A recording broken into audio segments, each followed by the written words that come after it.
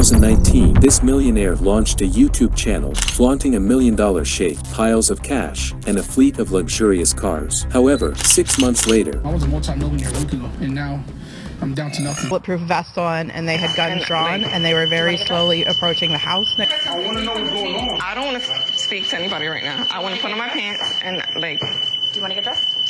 I have absolutely $0. Pricey cars aren't sitting in his driveway anymore. They took all the cash that I had laying around. They took pretty much every car. Loaded them off one by one. Luxury vehicles were auctioned off. this is the tale of how a millionaire lost everything after launching a YouTube channel. But bro, like, you have no idea, man. Like, having everything and losing it is the worst feeling in the world. It's better to never have it at all. I rather would have been broke my whole life than to ever have to go through this whole situation. Before venturing into YouTube, Omi in a Hellcat owned every imaginable luxury, nearly every car money could buy, an impressive bike collection, an array of jewelry, a couple of nightclubs, dozens of properties, and his own brand. While most people amass immense wealth through the sale of drugs and arms, Omi vehemently declared he was different. Like, listen, I don't sell drugs. I'm not a fucking criminal. On May 16th, he posted his first video, showcasing his car collection. The fun side, Jeep. I just bought this. And soon after, he opened up about his profession. For you who are not familiar with me, I own a construction company called Reloaded Constructions. I'm also in the process of opening a few clubs. However, the content implied involvement in something else. His content showcased him acquiring expensive jewelry, holding piles and bags of cash, purchasing luxury cars, and making generous donations, not to mention his children holding sheaves of cash. With this extravagant spending content, his channel experienced unprecedented growth. My first video, 3 days, had 60,000 views. I'm like, how the hell? No one even knows who I am, you know what I'm saying? Yeah. I got 14,000 followers on Instagram at this time. Over time, however, his audience became unconvinced that his wealth was derived from running a construction company. So a lot of people were just always wondering, like, what do I do for a living? Speculation intensified after he purchased a 2019 Lamborghini Aventador and Pagani, flaunting $1 million shake. Look, man, that's a little something. Which he claimed to have made in just 3 days. You know what? That was done in a week. That was a week worth of work. The video triggered an FBI investigation. Unbeknownst to Omi, his uploads redoubled, acquiring even more expensive items in each successive upload, while simultaneously reaching 100,000 subscribers in merely 3 months. However, a statement Omi made in his first video kept raising speculation not only among FBI agents but also within his fan base. What do I do for a living? Started off as an app developer, sold the damn app. Now it's life after that. The app sale that made him rich. While Omi avoided discussing this app, his channel continued to grow like no other on YouTube until November 3rd when the FBI raided his houses. Bring us any reason. Annette, would you mind holding her get dressed so we can talk to her about explain what's going on? Yeah. I want to know what's going on. Confiscate all his stuff. Cameras, TVs, laptops, cell phones, his jewelry, any loose cash he had laying around. And according to this case file, they took 58 vehicles and 21 properties. When the FBI initially appeared at his home, they were not yet aware of the app he had sold. Their focus was on tax evasion. They didn't give me a chance to pay my taxes this year, or since 2016, is because, you know, ignorance is no excuse for the law. I'm gonna let you guys know that. However, among the confiscated items were SD cards and computers containing not only information about the app but also details that Omi believed would lead to his imprisonment. They took every SD card. I know I'm gonna go to jail for a few years. The seized devices unveiled Omi's dark past, with his opulent lifestyle beginning with the launch of this dubious idea. One day, Hellcat gets a big idea. His big idea is basically to put pirated media on Fire Sticks and then resell those Fire Sticks online. These Fire Sticks were preloaded with various different apps that would allow you to stream and watch any movie or TV show you want by scraping the web for pirated links to the movie or TV show of your choice.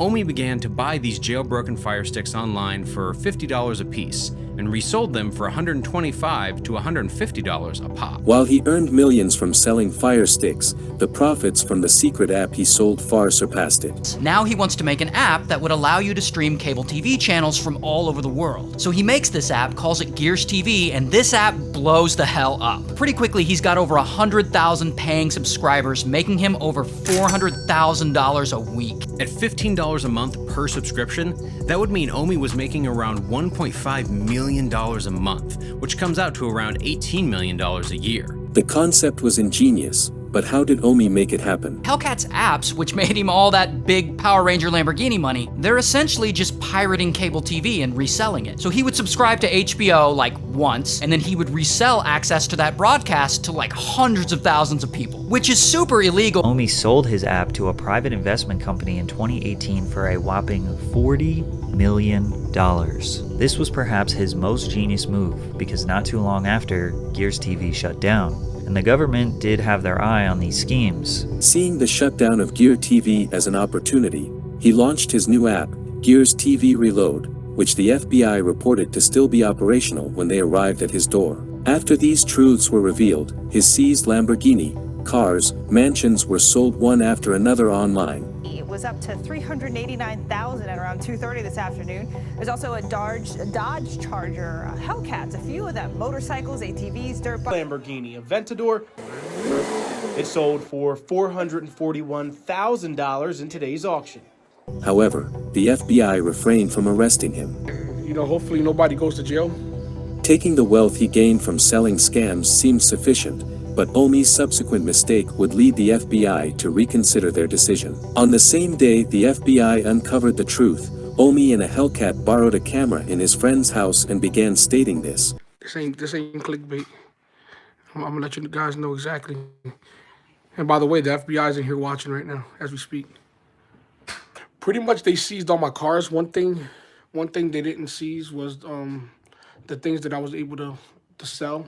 I sold my bus. I sold a lot of things too before this happened. Assuring the FBI that he had undisclosed wealth and assets. I'm never really gonna be broke, but one thing I'm not ever gonna do is I'm never gonna display how much money I make or how much money I'm worth. Before defending himself. A lot of the money I made super legit. I saw a hole in the system and I exploited it and I made a ton of money doing it, and they just didn't like it. The video was followed by him boasting about the immense money he had made through the process. 2017, I did good. I made, a couple million. But after like 2017 to 2018 is when, my God, made an app called Gears TV. If you ever watched anything with a Gears TV app on it, it was mine. Now I'm making a couple hundred bands every day, every other day. I don't even want to get into specific details how much money I'm making because I'm still fighting this case, but I'm seeing M's after like too many millions. I first called my brother, I'm like, yo, I'm making 5 bands a week. He said, I ain't making no 5 bands a week. I said, I swear to God, off these Fire Stick things. Then, 2 months later, I'm making 15,000. Then a month later, after that, 3 months later, I'm making 30,000 a week. Then 40,000 a week. Then 100,000 a week. Damn, 200,000 a week, 300,000 a week, 400,000 a week. I'm like, what the f am I doing here? You know what I'm saying? Like, you're in Philly at this time. Yeah, I'm still in Philly. Before revealing he sold an app for $40 million. Selling the app for 40 M's. Intelligently, the FBI did not take immediate action against him. Instead, they gave him time to regather those assets. In the midst of this serious situation, Omi decided to temporarily halt his YouTube career. I'm gonna leave my YouTube proceeds alone. I'm gonna go away for a while. However, this hiatus was short-lived. After 5 months, during which the FBI seemed to cease their investigation, he resumed filming as well as gathering all his undisclosed wealth. In his first returning video, Omi seemed changed. He often discussed how he no longer wanted to display wealth. I don't want to be that person I was. You know what I'm saying? I don't want to be that person. I don't want to be all up in people's faces like flaunting. I already know if we got it, we got it. We ain't gotta flaunt it. However, despite his statements, his appearance still suggested he hadn't changed. Even though this is contradiction, but this is also marketing also. I have businesses to run. Without this, y'all motherfuckers ain't gonna watch. His subsequent videos were even more extravagant than before, featuring purchases such as golden shoes, diamonds, Lamborghini Evo, several mansions, refilling his delivery way with such pricey cars, and, shockingly, celebrating everything on his boat. Won't get no call back. I know what it is or what it ain't too. If I don't know nothing, know this. The exactly month the FBI raided his house again. This time, they didn't leave him at home. He was sentenced to 5.5 years in federal prison, which he is still serving, awaiting a $30 million fine for money laundering, copyright infringement, and tax evasion. Omi may have been doing all this to market his brand. Omi's YouTube channel promoting his own brand and attaching a face to the scheme just made it that much easier to identify the perpetrator. But the cost of flaunting wealth online is always heavy.